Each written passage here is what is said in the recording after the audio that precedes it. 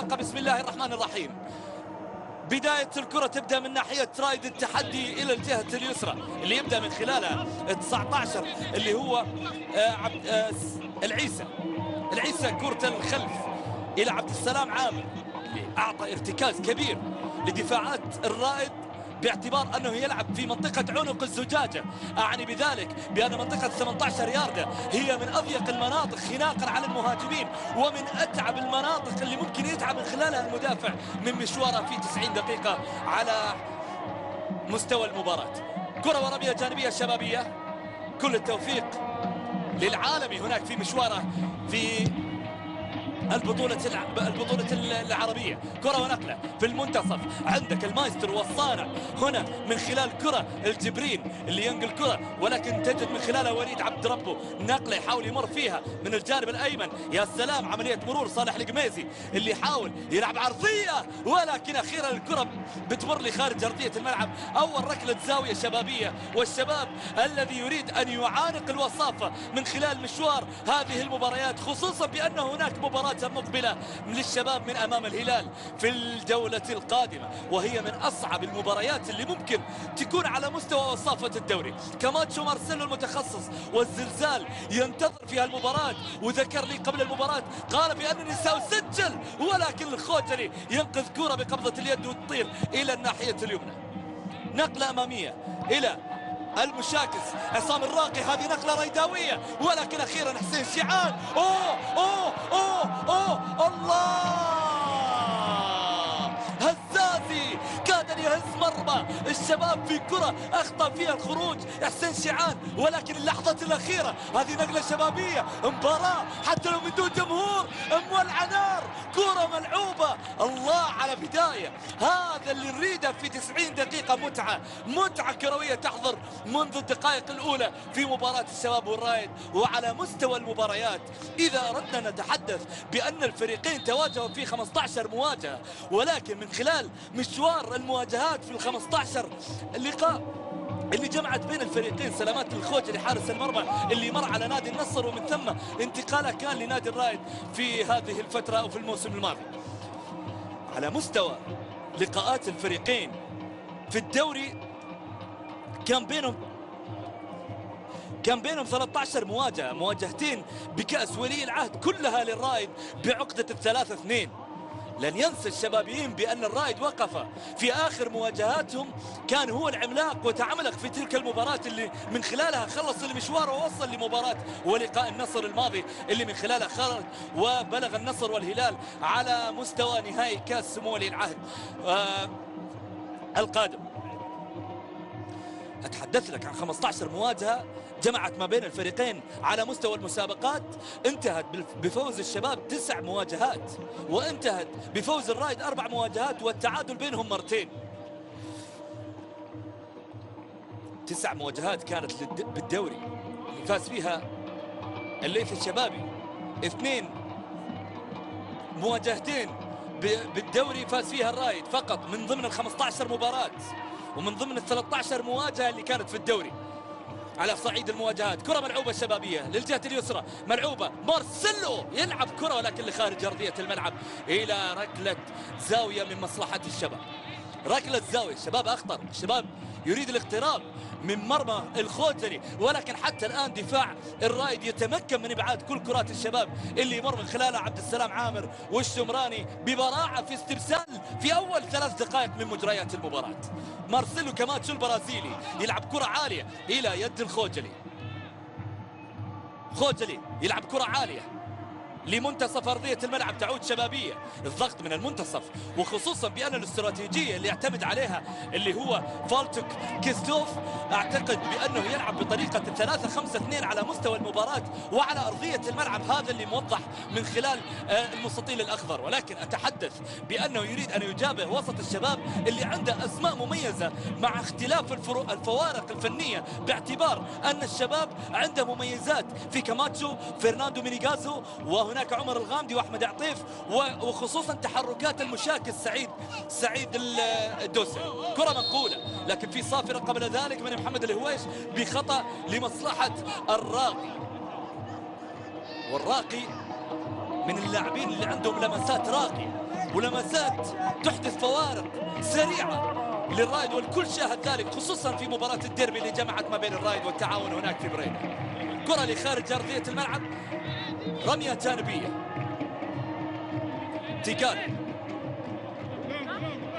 تيغالي ياخذ الأجواء الأوروبية على شكل خاص هنا في استاد الملك فهد الدولي، والأجواء باردة بالرياض ما شاء الله، أجواء عليلة. كرة منقولة، كورة ملعوبة للمناطق الخلفية، الشبابية مقطوعة ناحية ناصر الشمراني، يلعب لكاماتشو الصانع، يلعب المايسترو إلى اليسار في توزيع هجمة. شوف القراءة، شوف القراءة، شوف الفكر اللي يتميز فيه البرازيلي كاماتشو، واعتقد بأنها صفقة الروابح الشبابية عندما انتقل من النادي الأهلي إلى نادي الشباب، باعتبار أنه لاعب يحدث فوارق ولاعب يقرأ الميدان بشكل واقعي جدا. كرة منقولة للجهة اليسرى، هناك وليد عبد ربه، كرة تعود من جديد إلى كواك تاي، لاعب أولاسان الكوري الجنوبي، حقق آخر بطولاته في الآسيوية من أمام الأهلي في تلك المباراة اللي جمعت ما بينه وبين أولاسان.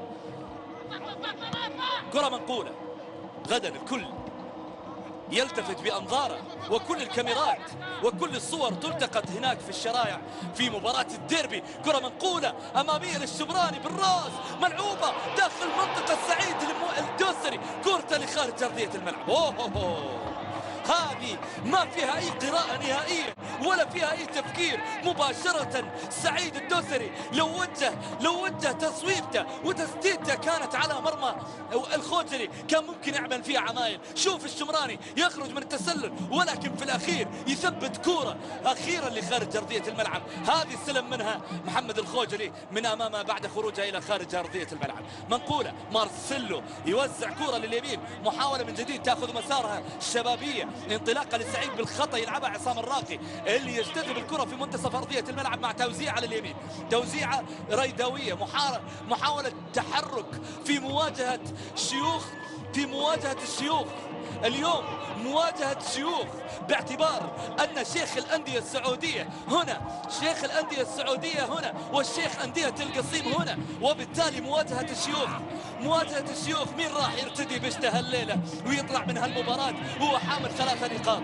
كرة منقولة لمنتصف أرضية الملعب، ريداوية أمامية، ديبا لونجا اللاعب اللي يعمل فوارق واللي ممكن يسجل في أي لحظة. تمريرة أمامية، محاصر من قبل وليد عبد ربه، تمريرة يحاول ديبا يمشي فيها اوفسايد، وبالتالي رايه وتسلل تصل ناحية حسين شيعان. رايه من المساعد الأول فهد العمري الدولي اللي بدأ رايته في عام 2002، وآخر مباريات نشوف في الراية اللي وقع من خلالها ماجد هزازة. آخر مبارياته اللي هو فهد العمري كمساعد أول كانت الوحدة والأهلي في الدوري، وعنده بطولة آسيوية قادمة بعد شهر في بانكوك.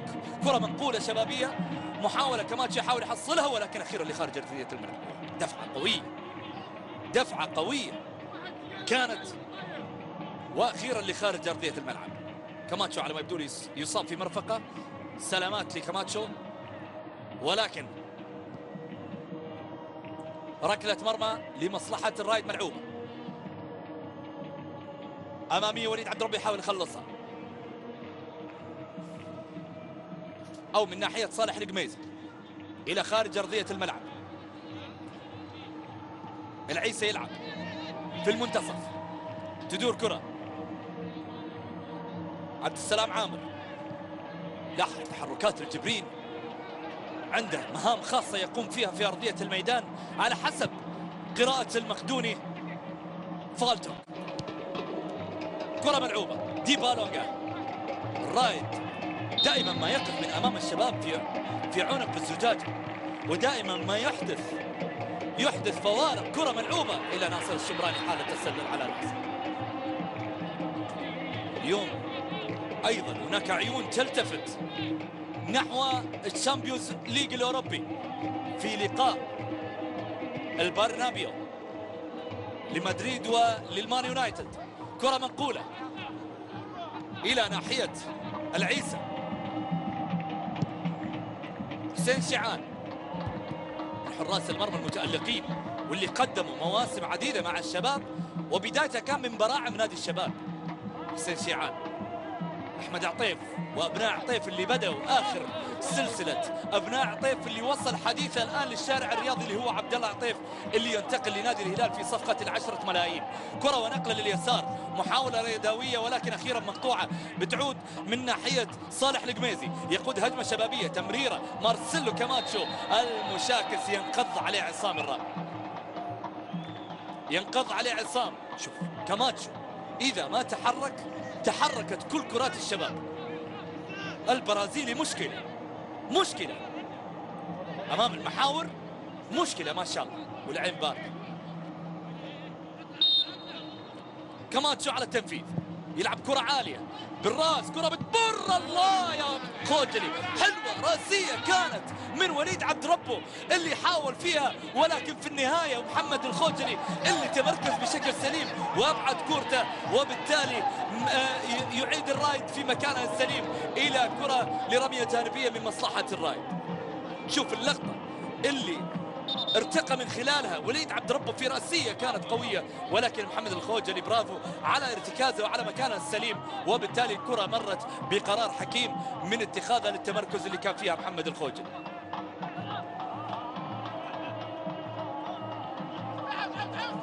حديث الجماهير واللي نفتقدها اليوم يمكن في ملعب المباراة، باعتبار أن هناك جملة من المباريات كرة القدم اليوم تدور على مستوى الكرة الأرضية. إذا أردت أن أتحدث لك بأن ربما غياب الجماهير مع أن بداية ويكند، يعني ذلك أن الكل ممكن يتابع ويشاهد من خلال شاشة التلفزة. كرة منقولة لمنتصف أرضية الملعب، هذه ريداوية للنقلة لجهة اليسار، ولكن تفتقد للي يخلص كرة في خط المقدمة اللي حتى الآن يفتقد مهامه اللي هو كاسيو لاعب على مستوى الاسم، أتحدث لك بأنه لاعب لديه مستوى رقمي، باعتبار أنها من الأشياء الشهيرة. ديبا يمضي، كرة ملعوبة، ماشي في كرة، ولكن من خلالها كان يطالب بركلة جزاء. محمد الهويش يقول استمر، ويعطي الأفضلية والاستمرارية الشبابية للجهة اليمين، يلعب لناصر، ناصر يتقدم، ولكن في حالة تسلل على الشمراني، راح نشوف إعادة ديبا لونجا، ولكن القرار كان قريب منه محمد الهويش، وفي الإعادة إفادة. شوف ناصر الشمراني، أعتقد بأن اللقطة الماضية كانت بالنسبة للمساعد الثاني أو المساعد الأول اللي هو فهد العمري، اللي أشار من خلالها مع مساعد الثاني نواف العتيبي، طبعا اللي ما ذكرنا في بداية المباراة، ولكن نذكر بالنسبة لفهد العمري اللي أشار في كرة ناصر الشمراني بأنها حالة تسلل من خلال الرؤية والتوضيح. أعتقد بأنها بعيدة ربما عن مدى الرؤية اللي هي ممكن تكون حالة تسلل. كرة ريداوية إلى كاسيو في منتصف أرضية الملعب، ينقلها للمناطق الخلفية لعصام الراقي.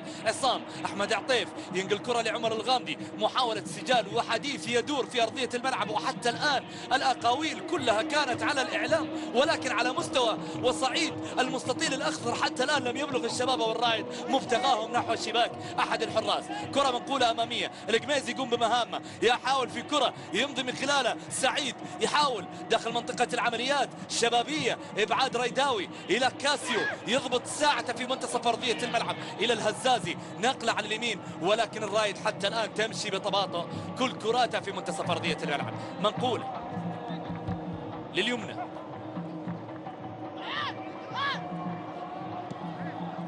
لخارج أرضية الملعب. هذه إعادة لكرة ديبا ألونجا، شوف مشى فيها وكيم تاي كان معاه، وهذه إعادة ثانية، والقرار لمحمد الهويش صاحب الصافرة في هاللقاء.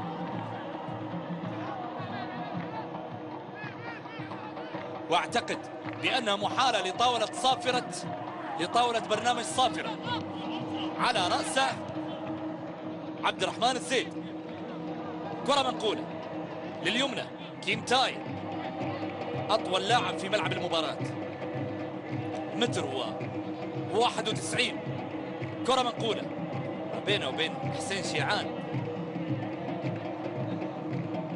2 سنتي،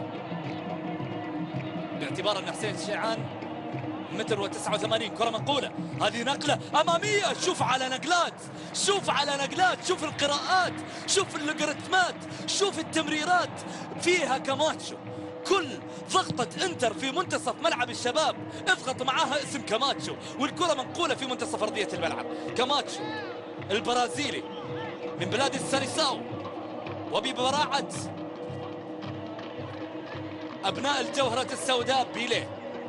كل يتذكر بيليه كأحد نجوم كرة القدم البرازيلية، وهناك العديد، رونالدو ورونالدينو، ومن الأسماء التي برعت في عالم كرة القدم.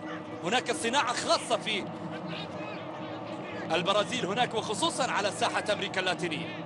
نتحدث عن نجوم بلغوا في سماء كرة القدم، أصبحوا كالقمر. كرة منقولة، أحمد عطيف للناحية اليسرى، هناك عبد الله الاسطى يحاول يسيطر عليها.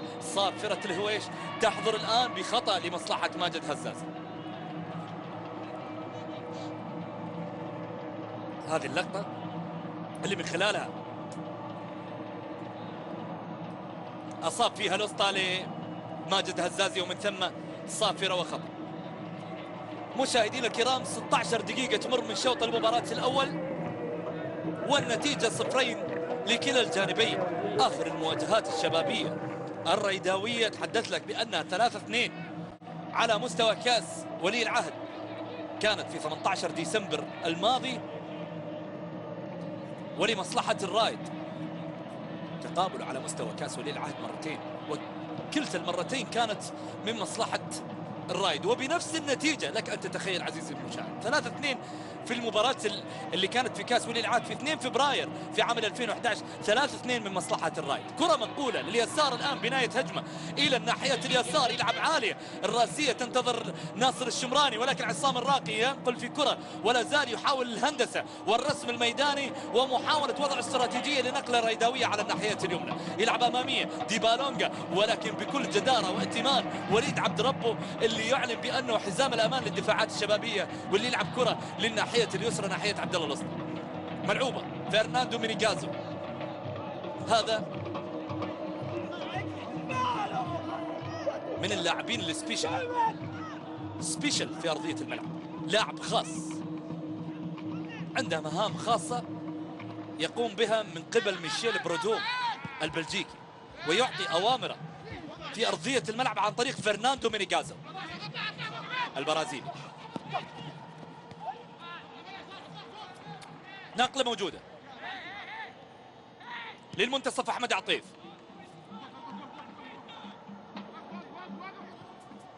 كيمتاي، مينيغازو، أحمد عطيف، كيمتاي.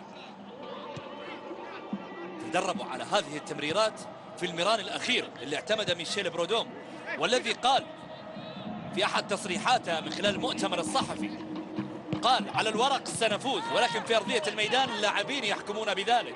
ولكن من الجانب الآخر ماك فالتو كيستوف، كرة ونقلة، ولكن أخيرا ليد حسين شيعان. فالتو كيستوف اللي تحدث وقال لا زلت في طور الدراسة للفريق الريداوي، ولكنني سأنجو من الغرق في سلم الترتيب، باعتبار أنه يعي تماما بأن الكرة لمصلحة حسين شيعان، يعي تماما بأن الرايد يحل في المرتبة التاسعة من خلفه الشعلة ب 19 نقطة، الرايد حتى الآن 20 نقطة، وبالتالي يقع في منطقة الخطر. 26 نقطة نجران هو والاتحاد. وراح اتحدث لك عن سلم الترتيب على مشوار المباراة. إتاحة فرصة يعطيها محمد الهويش، يلعب لأحمد عطيف، نقلة للخلف، كاماتشو من جديد يصنع في اليمين من فرناندو مينيغازو، والعين على كاماتشو من قبل الريداوية، تمريرة لمينيغازو، محاولة من جديد، تبادل مراكز في أرضية الملعب، محاولة تبديل الكرة من الناحية اليمنى لليسرى، معها صافرة لإيقاف اللاعب لخطأ كان لمصلحة فرقة فال كيستوف. وهنا ميشيل برودوم مدرب من أفضل المدربين على مستوى الدوري الموسم الماضي، الكل يعرف بأنه حقق الدوري بفارق نقطة ما بينه وبين الأهلي. مدربين اللي عندهم قراءة فنية للمباراة، يقرأ المباراة بشكل مميز جدا. وايقاعه وضبط ضبط النظم اللي موجوده في ارضيه الملعب كاوراق وكاسلحه يوظفها بشكل سليم جدا، وبالتالي يصل لما يريده، واخر ما توصل له هو مكسبه من امام نادي الفتح من خلال مباراه الاياب. اعتقد اعطت له دافع قوي، كما قال بانه يريد ان ينافس على الصعيد الدولي. كل شيء جائز لانه قريب من الفتح، خصوصا بأن الفتح على الصدارة ب 43 نقطة والهلال ب 39 نقطة، والفارق ما بين الشباب والهلال نقطة واحدة. أما ما بينه وما بين الفتح حتى الجولة الأخيرة رقم 18 5 نقاط. كرة منقولة لمنتصف أرضية الملعب، سعيد يقرأ للملعب ويحاول يعيدها للخلف لكيم تاي. كيم تاي يلعب كرة للناحية اليسرى اللي يتقدم من خلالها اللي هو عمر الغامدي، في كرة مع سعيد الدوسري اللي يتنقل هو، وهذه ديبا لونجا ينتقل فيها في كرة من اليسار، يحاول يبحث عن مسار، يحاول يغير، يبدل، حيصوب ولا شلون حنشوف، يصوب، ولكن حسين شيعان ببراعة الحراس الكبار وعلى طريقة وليد عبد الله اللي يصاب فيها المباراة واللي يبتعد عن حراسة الشباب للإصابة. وليد عبد الله موجود في روح شيعان، وليد عبد الله موجود في روح شيعان. شوف كرة ديبا لونجا اللي يصوب من خلالها يسارية قوية، ولكن في النهاية حسين شيعان يتصدى لها في الرمق الأخير من لمسة اليد إلى خارج أرضية الملعب إلى ركلة زاوية. كاسيو المؤقت يعمل الآن مع ناحية كاسيو يلعب كرة عالية رأسية ولكن تمر لخارج أرضية الملعب إلى زاوية ثانية ريداوية. محمد الهويش يشير من زاوية ثانية ريداوية. الزاوية الريداوية يبدأ من خلالها عصام الراقي، يتناوبوا عليه كاسيو والراقي على الركلات، على ركلات الزاوية. راقي على التنفيذ، يلعب المتخصص عالية، ولكن أخيرا كرة تمر من حسين شيعان بقبضة اليد، تعود في منتصف أرضية الملعب. محاولة ريداوية ولكن أخيرا تمر من عند شيخ القصيم إلى شيخ الأندية السعودية الشبابي. نقلة أحمد عطيف ينقل كرة في منتصف أرضية الملعب بتمريرة ذكية ولكن مقطوعة، ويقرأها كاسيو بقراءة ذكية أيضا من منتصف أرضية الملعب. هنا منقولة عصام الراقي للجهة اليسار، يلعبها إلى منتصف أرضية الملعب بالكعب بشكل غير سليم من ديبا. هذه الكرة كان يفكر انه يلعبها الى جهة اليسار من ناحية تقدم درويش اللي محاصر ما بين صالح القميزي واحمد عطيف مع غياب حسن معاذ على بنك الاحتياط. وراح نذكر بنك الاحتياط الشبابي او الريداوي والبدائل الموجوده لكل مدرب، ولكن مع نهايه ال40 دقيقه باعتبار اننا سنشاهد ربما يحتاج لهذه الاسماء احد المدربين. كره منقوله لعمر الغامدي، فترات انتقل من الهلال الى الشباب، اخر اهدافه على هذا الملعب كان في مرمى تيسير الانتيف مع نادي الاتحاد، ذلك النهائي والذكريات القديمة. هذه كرة وخطأ من خلال المتابعة ومن خلال الخطأ اللي أحدثه لمصلحة القميزي صالح. خطأ مع المتخصص الشبابي مارسيلو البرازيلي. محمد خوجلي يعد حائط الصد المكون من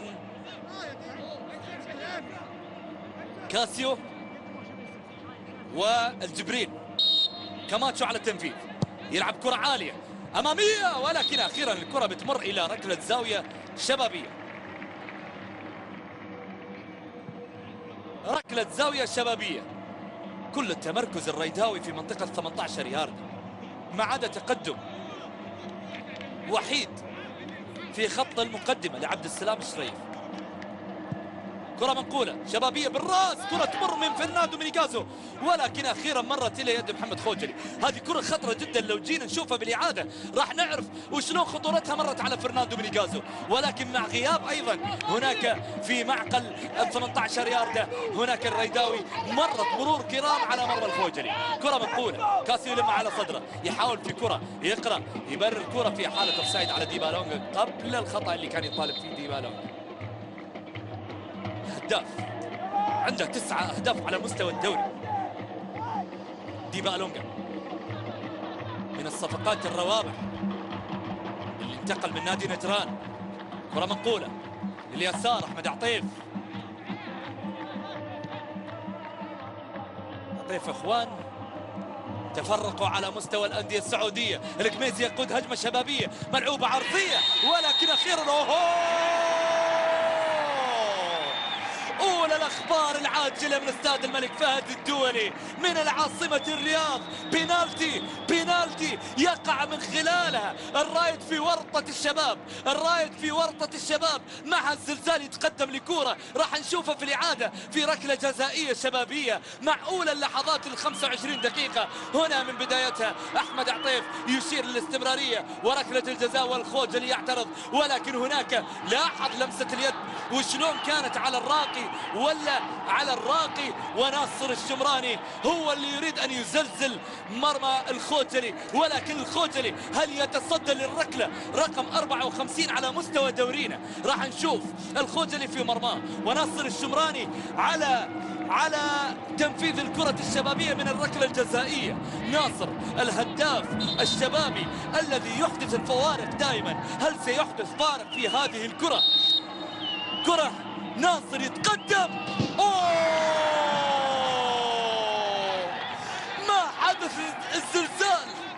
ما حدث الزلزال. الأرصاد ترصد كرة الخوجلي والزلزال. الزلزال ما وصل لمرمى خوجلي، وبالتالي الأرصاد بلغت بذلك بأن الخوجلي كورته مع ناصر الشمراني مرت بسلام على الرايد، مرت بسلام. ناصر الشمراني يضيع الركلة رقم 54 على مستوى دورينا، وبالتالي يعيدها من ركلات الجزاء الضائعة ب10 ركلات جزائية ضائعة على مستوى دورينا. ناصر يضيع الركلة رقم 10 على مستوى الدوري، ولكن هناك في عالم ركلات الجزاء كل شيء جائز في عملية التضييع. مارادونا ضيع وعمالقة كرة القدم ضيعوا، ولكن ناصر الشمراني اللي كاد على الدقيقة 25 وعلى نفس رقمه أن يحدث الفارق في المباراة، ولكن من خلال سيناريو المباراة مباراة أعتقد ستمر إلى طريقة أفلام الأكشن. خذ عندك أكشن من هذه الدقائق، باعتبار أن الشباب هنا يضيع ركلة جزاء لناصر الشمراني. كرة ملعوبة صالح القميزي ياخذ كرة ومعها الصافرة لمصلحة الشباب، يتقدم من خلالها كماتشو على التنفيذ. كرة ملعوبة سريعة يلعب لناصر الشمراني، ناصر يبغى يسوي فارق، ولكن الحين إلى خارج أرضية الملعب. يا ناصر ما هذا الحظ العادل، هذا ما يذكر ناصر الشمراني عن طريق لسانه. ذكر لي قبل المباراة قال سأسجل، ومن جانب الرائد عصام الراقي قال أنت تعرفني، والإجابة في أرض الميدان بين ناصر وبين الراقي. ولكن جمهور الشباب تسمعون معاي يردد اسم ناصر تارة وأخرى. الدعم اللي يقدمه جمهور نادي الشباب ومن خلفه رجالات الشباب وعلى رأسهم الأستاذ خالد البلطان الرئيس الشبابي، أعتقد بأنه يقدم نادي ونموذجا خاصا عن الأندية العملاقة في المملكة العربية السعودية. ولن أنسى طيب الذكر ومن الرجال الطيبين الأستاذ فهد المطوع رئيس نادي الرائد، الرجل في الحقيقة اللي وقف منذ فترة طويلة هناك، هو أيضا لن أنسى الرئيس الأسبق التويجري بالنسبة لنادي الرائد. هؤلاء الرجال اللي قدموا، الأوفياء اللي قدموا لشيخ أندية القصيم هناك وقفة رجل واحد من أجل أن يكون رائد التحدي موجود على مستوى دورينا وفي دوري المشاهير. ولكن الآن أعتقد أنه حتى هذه اللحظة في مناطق الدفء، ولكن ربما هناك عواصف إذا ما أمن كل مستلزمات النجاة على مستوى المباريات القادمة، ربما سيفقد مكانه الدافئ إلى مكان ربما يكون شبه عاري تماما من منطقة الدفء. كرة وخطأ والصافرة لمصلحة الرائد، يعني ذلك بأن الرائد ممكن يكون بالمناطق الخطر. ولكن الليث الشبابي يطمح من أمام رائد التحدي في رد الاعتبار على مستوى كأس ولي العهد، ولكن اليوم على مستوى الدوري. كرة ريتوية ملعوبة، ولكن أخيرا بني غازي يخلصها بالراس، لا زالت من الخلف تمضي في كرة الى الجبريل، منقوله ريداويه لخارج ارضيه الملعب من ناصر الشمراني. السلام الشريف من الاسماء البارزه واللي يقدمها نادي الرائد على مستوى الدفاعات وعلى مستوى الظهير الايمن والايسر، ما شاء الله يلعب برجلين. ملعوبه الكره، عمر الغامدي، مجد عطيف، تمريره لكاماتشو في منتصف ارضيه الملعب. مينيغازو يحاول يحصلها ولكن يقطع الطريق العماني بالخنجر العمانيه، يقطع كورته لخارج ارضيه الملعب. ملعوبه ريداويه ناحيه ديبا، الونجا يحاول يموه، يلعب عرضيه على مرمى حسين شيعان، كره بتمر ولكن اخيرا لخارج ارضيه الملعب. ركله زاويه ثالثه لمصلحه الرايد. حسين شيعان بدايته في البيت الشبابي ويظل ابن البيت الشبابي كيم تاي هناك في بلاد الشمشون الكوري الجنوبي، قادم من اولسان الكوري الجنوبي. ركله زاويه اذا ناحيه عصام الراقي اللي كان يلعب لنادي الجيش المغربي. معلوميتك زملائي يتابعون المباراة اللي يلعبها عصام الراقي باستمرار. حسين شيعان يتابع الكرة ويستمر في كرة مرتدة سريعة جدا ناحية كاماتشو، هذه كرة خطيرة والقراءة فيها أخطر والتمريرة ممكن تكون أخطر، يمشي من خلال أحمد عطيف، كرة تمر ناصر الشمراني ما فيها تسلل ولكن أخيرا الكرة فيها صافرة وخطأ، وحالة تسلل يقع من خلالها ناصر الشمراني في اللحظة الأخيرة من خلال إشارة المساعد الأول فهد العمري على أن ناصر الشمراني كان في موقف تسلل في اللقطة الماضية. شوف اللقطة اللي من خلالها ناصر الشمراني وقع في حالة ومن صيدة الأوفسايد. حسين أو الخوجلي على التنفيذ.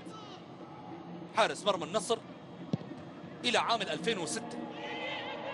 كرة منقولة، كاسيو يمرر كرة ريداوية، يقطع التيار وليد عبد ربه الكفاءة العالية والقدرة التي وجدت في دفاع الشباب والعملاق اللي يقدم نفسه في دفاعات الشباب كماما دفاعي ويعطي الأمان كحزام أمان بالنسبة للشبابيين بعد غياب البرازيلي مارسيلو تافاريز. الكل يعرف بأن مارسيلو تافاريز كان هو حزام الأمان البرازيلي هنا في دفاعات الشباب، ولكن وليد عبد ربه الوطني يقدم نفسه بقوة عبر نادي الشباب. كرة ورمية جانبية صالح القميزي بدايته كانت في نادي الشباب كصانع ألعاب، من الأسماء اللي قدمت نفسها على مستوى الأولمبي الشبابي بشكل مميز. كرة إلى السعيد الدوسري، فرناندو مينيغازو يلعب كرة لعمر الغامدي للجهة اليسار، ملعوبة مينيغازو، فرناندو، قراءة مارسيلو كاماتشو، شوف وين راح يمرر، توزيعة لليسار، محاولة من جديد تمضي لمصلحة الشباب، سيطرة شبابية في المنتصف مع قراءات ريداوية للهجمات المرتدة. هذه كرة خطرة ولكن أخيرا بتمر، أحمد عطيف يحصل الكرة وأخيرا الكرة بتمر ولكن فيها سيطرة الآن ريداوية. تحولت الكرة لخارج أرضية الملعب إلى رمية جانبية من مصلحة الشباب. سيطرة حتى الآن في منتصف أرضية الملعب، خلونا في كرة ولكن هنا الكرة مرت إلى خارج أرضية الملعب، رمية جانبية. الحين ممكن نشوف ركلة الجزاء اللي أضاعها ناصر الشمراني.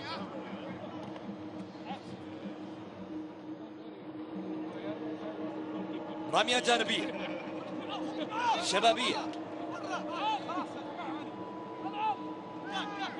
ملعوبة الرمية الجانبية إلى مارسيلو كاماتشو. الكرة فرناندو مينيغازو ممكن يصوب، ممكن يمرر، يفكر في مين؟ يفكر في ناصر الشمراني أو سعيد الدوسري. سعيد، ومن صاحب الحظ السعيد في هالليلة يا سعيد.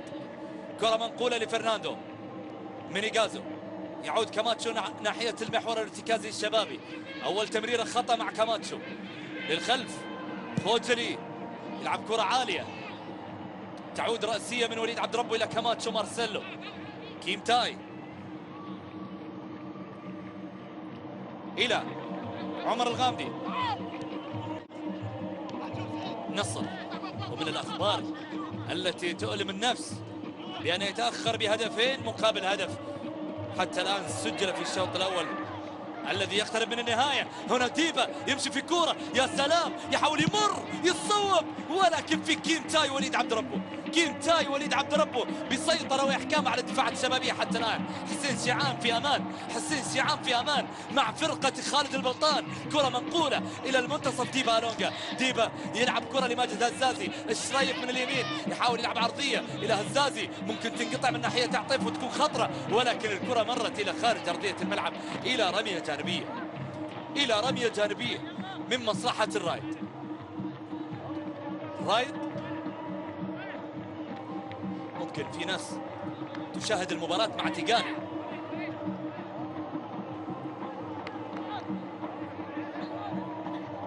تيغالي من الهدافين الشبابيين اللي كانوا مع الاتفاق في الموسم الماضي من هدافين الدوري. وعلى صعيد الدوري فدورينا يمر في خطر على صعيد الهدافين.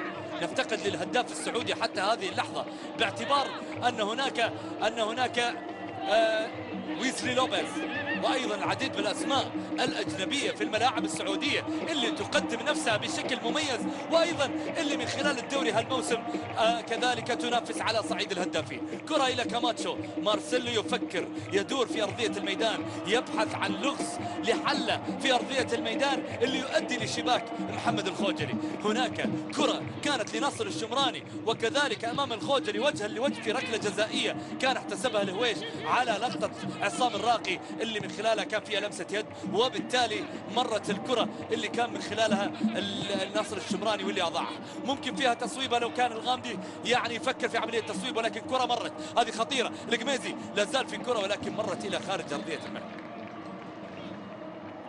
صالح قميزي، الورقة اللي تأتي من الناحية اليمنى والمزعجة والمربكة لفرقة فالتوك كيستوف المقدوني. الأسماء الاحتياطية اللي دعني أتحدث لك بأن هناك العديد من الأسماء. شوف هذه ركلة الجزاء اللي احتسبت على عصام الراقي، وهنا ركلة الجزاء اللي أضاعها ناصر الشمراني في اللقطة الماضية.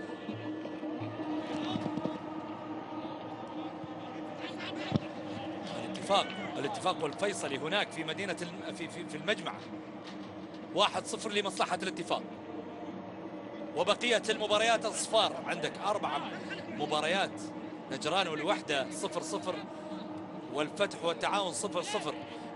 كل تأكيد هالنتائج تهم كل من الزعماء الهلاليين وكذلك الليوث الشبابية، باعتبار أنها هنا كرة خاطئة من الليوث الشبابية في منتصف أرضية الملعب، تمريرة إلى ناحية كاسيو ولكن كيم تاي يقطع التيار الكوري الجنوبي. تمريرة ذكية مرتدة شبابية، أحمد عطيف يفكر في كرة ولكن الكرة مقطوعة ولا تعود من عطيف إلى قطع من الناحية اليسرى لأسطى.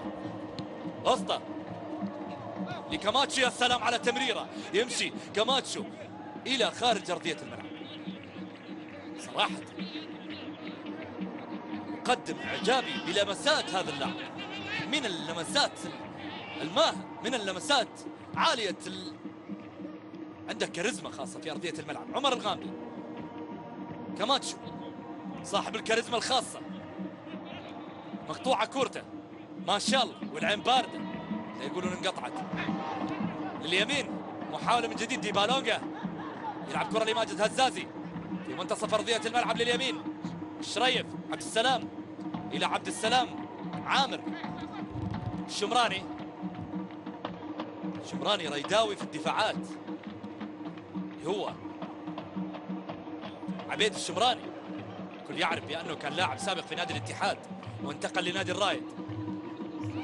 كرة منقولة، عمر الغامدي يلعب كرة إلى السعيد الدوسري. تلاحظون معي تبديل المراكز اللي قاعد يحصل من ناحية ميشيل برودوم والقراءة اللي قاعد يقرأها في الملعب واللي ينفذها على استراتيجيته الواضحة. هذه كرة ما فيها أي شيء، كاسيو مرتدة، هذه خطيرة ريداوية ممكن فيها فارق. الرايد يحاول يتحدى في دفاعات الشباب، ديبالونجا خطير ولكن كرة بتطير للناحية اليمنى. محاولة من جديد للمناطق الخلفية، تعود ديبالونجا، كاسيو تمريرة، عصام يصوب على المرمى. الله،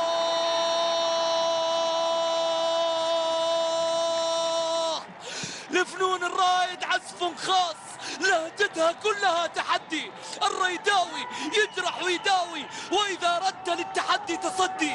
إنه رائد التحدي، إنه رائد التحدي. مع كرة الراقي كلها رقي، مع كرة الراقي كلها قمة، كلها روعة، بل إنها على قمة الرقي يا راقي. في تنفيذها، في تصويبها، في عملية استحداث الهجمة كانت ميتة ولكن أحياها الراقي. نعم، شوف الراقي في تصويبته على يسار حسين شيعان صاحب الفوارق يحدث الفارق الآن. نعم، هنا في كرة الراقي، يا أجمل الرقي في كرة الراقي، ما أجمله من رقي في كرة الراقي بتصويبة يمينية يحدث الفارق. رائد التحدي كله تحدي، رائد التحدي كله تحدي، ولفنون الرائد عزف خاص لهجتها كلها تحدي. كرة منقولة للناحية اليسار، تحلو المباراة الحين مع الدقائق الأخيرة، 5 دقائق، وهناك ممكن أوراق يرمي بها أحد المدربين. ممكن الشباب يفقد مع 45 دقيقة قادمة إذا ما استمرت على هذه النتيجة، يفقد ال3 نقاط التي تمر في عمر المباراة الهامة بالنسبة له. وبكل تأكيد سيندم الشمراني الزلزال على ضياع ركلة الجزاء من أمام هذا العملاق الخوجلي في مرمى رائد التحدي. كرة منقولة، تيغالي في عيونه على ما يبدو لي بأنه يتمنى أن يكون في أرضية الملعب، ولكن هناك في الفوارق والصناعة كاماتشو، ولكن تفتقد لمساعد كبير وهام بالنسبة لناصر الشمراني اللي ممكن يعطي الإتاحة والفرصة عن فك الحصار اللي من خلال هذه المباراة تجد ناصر الشمراني حصريا ما بين عبد السلام عامر والشمراني عبيد. كرة ملعوبة للمنطقة الخلفية إلى كيم تاي. الشباب الآن يمر في مأزق الرائد على أرضه وبين جماهيره، والنقاط ال3 على بعد هدف. النقاط ال3 على بعد هدف لمصلحة الرائد. كرة هذا اللي يقولون عنها الحي يحييك. وكرة الراقي كانت ميتة ومن ثم أحياها في شباك حسين شيعان. ما أروعها من كرة، هدف من أجمل الأهداف في دورينا. كرة منقولة، عمر الغامدي إلى خارج أرضية الملعب.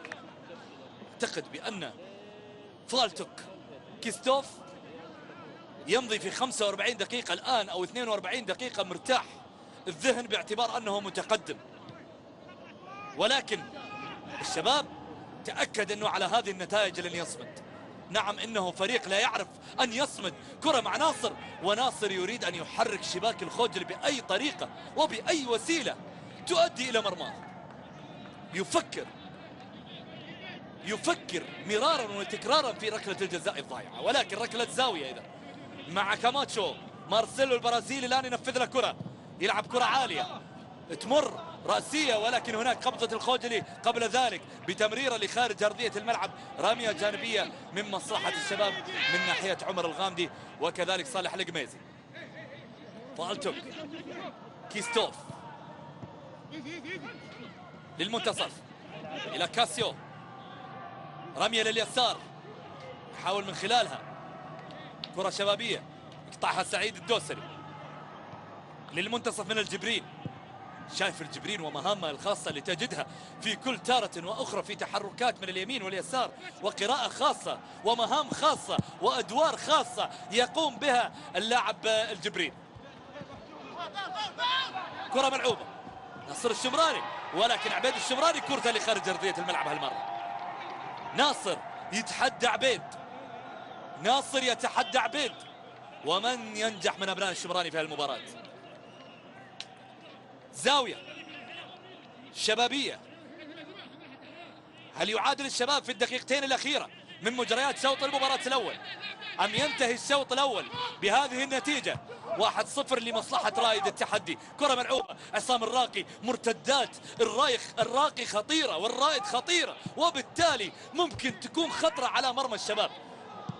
ملعوبة لليسار، يلعب كرة فيها قراءة عالية من ناحية اليسرى اللي يحدث من خلالها الجبرين في نقلة. كرة ملعوبة في منتصف أرضية الملعب لخارج أرضية الملعب من سعيد الدوسري. لخارج أرضية الملعب من سعيد الدوسري.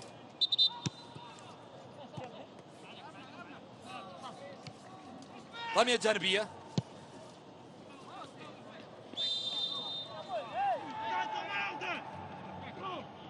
ملعوبة.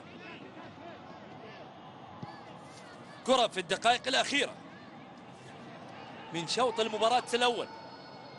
1-0 في الشوط الأول. في الشوط الأول أعتقد بأن الرائد يصل لمبتغاه. دقيقتين وقت بدل ضايع كما يشير محمد الهويش على لوحة الرابع خالد الطريس. حكام المستقبل. كرة منقولة ليسار الشبابية. عمر الغامدي يلعب كرة لسعيد. عندك بدائل مهند عسيري وعندك أسماء ممكن يستعين فيها في الشوط المباراة الثاني. كرة بتمر من أمام مارسيلو كاماتشو، ما كان منتبه للكرة اللي مرت من ناصر الشمراني، ولكن الكرة مرت إلى منتصف أرضية الملعب. ملعوبة مينيغازو للخلف إلى كيم تاي.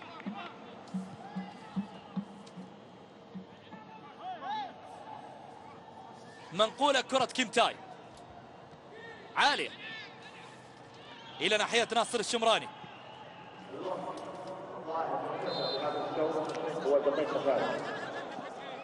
خطأ.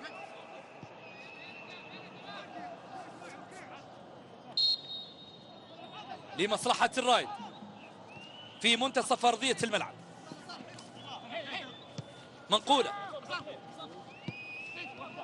الجبرين الراقي. تبديل كرات في منتصف أرضية الملعب، فيها تحت فرصة يمشي من خلالها كرة من منتصف أرضية الملعب عبد العزيز الجبرين. هذه كرة ريداوية ثانية في منطقة عمق ال18 ملعوبة، ولكن أخيرا في يد حسين شيعان. راقي كان يطالب بخطأ في اللقطة الماضية. كرة منقولة هذه فيها ناصر الشمراني. ناصر يمشي. الله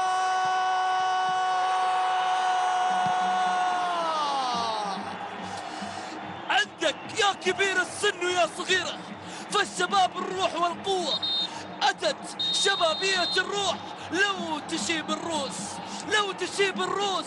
مين اللي مثله؟ مين اللي مثله الشباب؟